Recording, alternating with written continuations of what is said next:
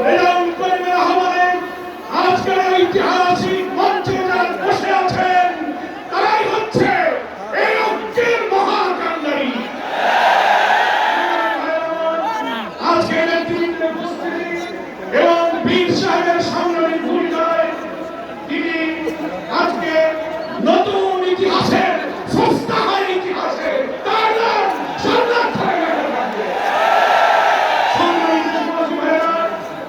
আমি অন্তর্বর্তীকালীন সরকারের প্রধান প্রফেসর ডক্টর মোহাম্মদ ইউনূস আপনাকে বলতে চাই, আপনিও ন্যাশনাল কনসেনসাস কমিশন যেটা হয়েছে তার আপনি চেয়ারম্যান, তার চেয়ারম্যান করা হয়েছে প্রফেসর আলী আজকে।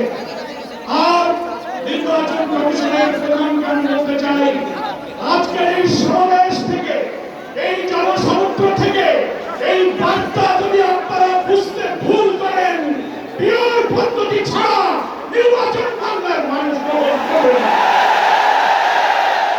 আমি প্রধান উপদেষ্টা নির্বাচন কমিশনার সকলকে বলবো, আপনি জাতির উদ্দেশ্যে নিরপেক্ষ থাকার অঙ্গীকার করেছেন। আপনার অঙ্গীকারের প্রতি আপনি সাবধান থাকবেন। আপনার কোন কোন ভূমিকায় জাতির মধ্যে কিন্তু সংশয় তৈরি হয়েছে। পরিষ্কার বলতে চাই, আপনি সোজা থাকবেন। আমরা আমাদের জন্য কোনবারের জন্য আমরা পক্ষপাতিত্ব চাই না। 2000 ছাত্র জনতার জীবন, হাজার হাজার মানুষের রক্ত, 17-18 বছরের মানুষের ফাঁসি, অত্যাচার, জুলুম, রিমান্ড, গ্রেফতার দিয়ে আমি বলবো বীর বাসাইকে নির্যাতন করেছেন, সেই সংগ্রাম আমরা ব্যর্থ হতে দেব না। অবশ্যই জাতির যে দাবি উচ্চারিত হয়েছে, নির্বাচনের লেভেল প্লেইং ফিল্ড আপনাকে নিশ্চিত করতে হবে।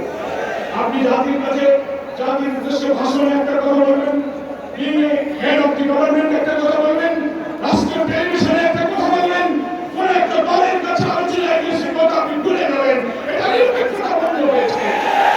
আপনাকে বলতে যে আপনি সোজা থাকুন, রাজনৈতিক সংলাপে আপনি দোষ করেননি, বৈঠক করার অধিকার সবার আছে, কিন্তু আপনি এক জায়গায় কথা বলে মত পরিবর্তন করবেন কেন? আপনাকে জাতির সামনে আসতে হবে, সকল দলের সাথে বসে আপনি বলবেন, ভাই আমাদের এই অসুবিধা,